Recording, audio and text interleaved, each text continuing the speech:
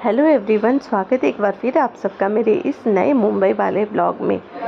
तो सुबह सुबह हमारी प्लानिंग हो गई थी मेन मुंबई जाने की, और हम जा रहे थे आज बच्चों को जू घुमाने के लिए। तो यहाँ सबसे पहले हम लोगों ने ऑटो लिया यहाँ से स्टेशन जाने के लिए, क्योंकि मुझे लोकल ट्रेन का भी एक्सपीरियंस करना था। और मुंबई आए लोकल ट्रेन नहीं देखा तो फिर क्या देखा। तो मैंने बहुत सुना था कि वहाँ बहुत भीड़ रहती है, लेकिन फिर मैंने सोचा कि नहीं, एक बार देखना तो बनता है। तो फिर बच्चों के साथ हम लोग चल गए लोकल की सैर करने के लिए। प्रियांश को बिल्कुल भी आइडिया नहीं था, क्योंकि उसे जनरली बहुत रश पसंद नहीं है। लेकिन हम लोगों ने उसे किसी तरह से कन्विंस किया पहली बार, तो उसे कुछ आइडिया नहीं था कैसा होने वाला है, तो वो बिल्कुल नॉर्मल था। तो हम लोगों ने सबसे पहले टिकट लिया लोकल ट्रेन का। तो उसके बाद दीदी ने टिकट लिया, मैं पूरा प्रोसेस देख रही थी, और बिल्कुल ऑफ टाइमिंग था, ऑफिस आवर्स नहीं थे। हम लोग 11:30 के अराउंड पहुँचे थे, तब भी इतनी ज़्यादा भीड़ थी। मैं एक्सपेक्ट कर सकती हूँ कि अगर ऑफिस टाइम में हम लोग जाएंगे तो इस पर कितनी भीड़ हो सकती है।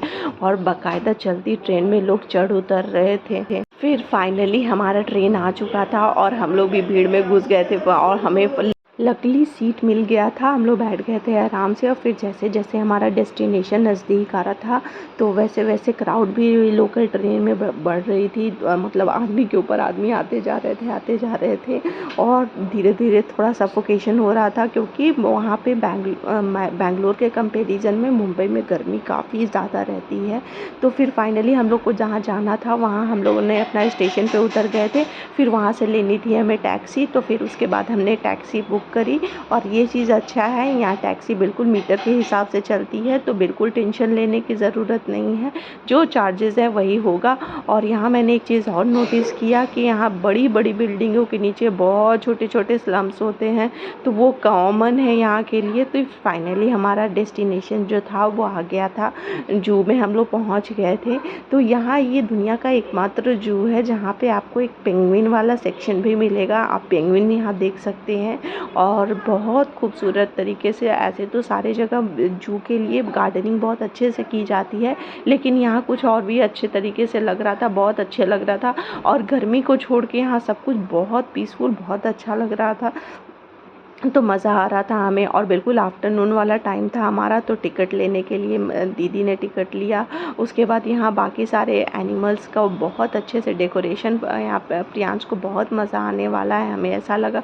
फिर उसके बाद हम लोगों ने एंट्री ले ली। फाइनली अंदर घुसते ही बिल्कुल नज़ारा चेंज हो जाता है, चारों तरफ ग्रीनरी ही ग्रीनरी दिखती है।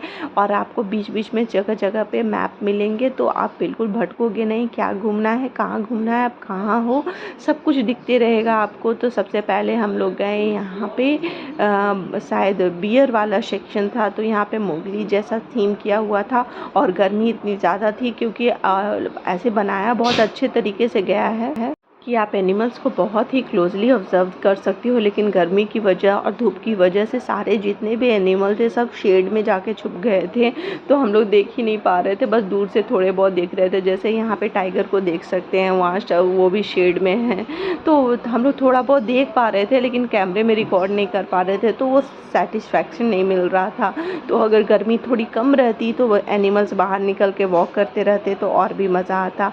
फिर हम लोग चले गए, आगे बढ़ गए, तो चलना बहुत मुश्किल हो रहा था गर्मी में। ऐसे लग रहा था कि कोई साइकिल वाइकिल रहता या रिक्शा रहता तो आराम से इतने डिस्टेंस कवर कर लेते, क्योंकि एक सेक्शन से दूसरे सेक्शन में जाने के लिए काफ़ी टाइम लग रहा था। जैसे यहाँ पे डियर वाला सेक्शन था, तो सारे डियर, इतना बड़ा एरिया है लेकिन सारे डियर जितने भी थे सब एक कॉर्नर में एकदम एक साथ चिपक के बैठे हुए थे।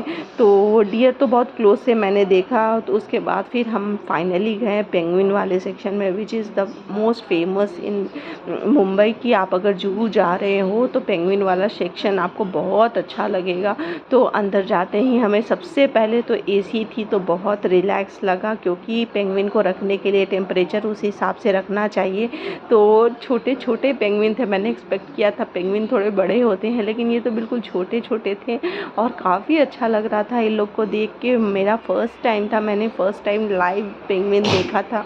बहुत सारे पेंगुइन थे यहाँ पे, ऑलमोस्ट मुझे लगता है 10-15 पेंगुइन थे और सारे लोग देख रहे थे और हम लोग इतना स्वेटिंग कर रहे थे। तो फिर हम लोगों ने सोचा आराम से हम लोग पेंगुइन देखेंगे, इसी में रहेंगे, थोड़ा सा नॉर्मल बॉडी हो जाएगा, उसके बाद फिर से बाहर निकलेंगे। तो पेंगुइन, कुछ कुछ पेंगुइन ऐसे है एकदम फ्रीज होके कुछ चीज़ों की तरफ देखते रहते हैं, कोई स्विमिंग करते रहते हैं, तो उन्हें देख के काफ़ी अच्छा लगता है। जैसे कुछ पेंगुइन को आप यहाँ पे ऑब्जर्व कर सकते हैं कि कुछ चीज़ों के ऊपर लगता है कि जैसे ध्यान केंद्रित करके उन्हें बस देखे जा रहे हैं, देखे जा रहे हैं। तो यहाँ पे कुछ पेंगुइन स्विमिंग करते हैं और बिल्कुल पास से आप देख सकते हैं। तो यहाँ पे मैं जब शूट कर रही थी तो मेरे मोबाइल का फ्लैश ऑन था, तो वहाँ से इंस्ट्रक्शन आया, वहाँ के गार्ड ने बोला कि नहीं आप फ्लैश नहीं कर सकते, हो सकता है इन्हें कुछ प्रॉब्लम होती होगी। तो हम लोगों ने फ्लैश ऑफ करके मैंने फिर वीडियो शूट किया। तो देखने में तो काफ़ी सुंदर लग रहा था, अच्छा लग रहा था इन्हें स्विमिंग करते हुए देखना। और गर्मी की वजह से मुझे कहीं और जाने का तो मन ही नहीं कर रहा था, लग रहा था, और इतना सुंदर नज़ारा था पेंगुइनों के साथ, तो मुझे लग रहा था बस बैठ जाऊँ यहीं पे और इन लोग को ही देखते रहूँ पूरा जू में, ये इन लोग से ही पैसा वसूल हो जाएगा। तो ये जू वाला एरिया काफ़ी अच्छा लगा मुझे, क्योंकि बहुत ठंडी थी और इन लोग को रखने के लिए अंदर की टेम्परेचर भी काफ़ी ज़्यादा ठंडी थी, क्योंकि ग्लास के ऊपर तुरंत से फॉग आ जा रहा था। तो उसे क्लीन करने के लिए एक अलग इंसान को रखा गया था, अगर नहीं रहेगा तो पूरा ग्लास फॉगी हो जाएगा, क्योंकि अंदर का टेम्परेचर काफ़ी कम रखा गया था। वो जो जो रॉक्स जैसे बने हुए थे उनके ऊपर आइस जमी हुई थी, क्योंकि अगर नहीं रखेंगे तो शायद ये सर्वाइव ना कर सके यहाँ पे। तो उसके लिए यहाँ पे टेम्परेचर काफ़ी कम था। बाहर में भी एरिया में जो था वो एसी लगी हुई थी, तो काफ़ी अच्छा लग रहा था इन लोग को देख के। आप भी देख सकते हैं, बहुत क्यूट, बहुत प्यारे जानवर होते हैं और इतने प्यारे से दिखते हैं, बहुत ही पीसफुल जानवर है ये। और ऐसे ही लोग बाहर रहते हैं तो बिल्कुल फ्रीज़ रहते हैं, मतलब कुछ चीज़ों की तरफ अचानक से देखते ही रहेंगे। और पानी में अंदर ये लोग इतनी कर्तव्य करते हैं। और प्रियांश और आशु ने भी बहुत एंजॉय किया, बच्चों के लिए भी एक बिल्कुल नया एक्सपीरियंस था।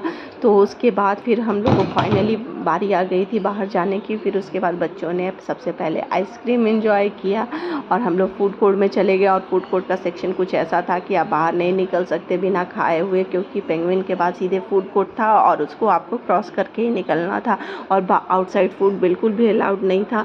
तो फिर फाइनली हम लोग आइसक्रीम लेके बाहर निकल गए गर्मी में, और फिर से आगे की जर्नी तय करने के लिए। तो आगे बहुत सारी चीज़ें बची हुई थी जो कि मैं आपको नेक्स्ट ब्लॉग में बताऊंगी आगे हम लोगों ने क्या क्या किया। तो आगे की जर्नी के लिए आप मेरे ब्लॉग में बने रहिएगा। आगे बहुत सारी इंटरेस्टिंग चीज़ें थी जो कि मुझे भी बहुत शॉकिंग लगी। तो उम्मीद करती हूँ आपको ये ब्लॉग अच्छा लगा। Thanks for watching.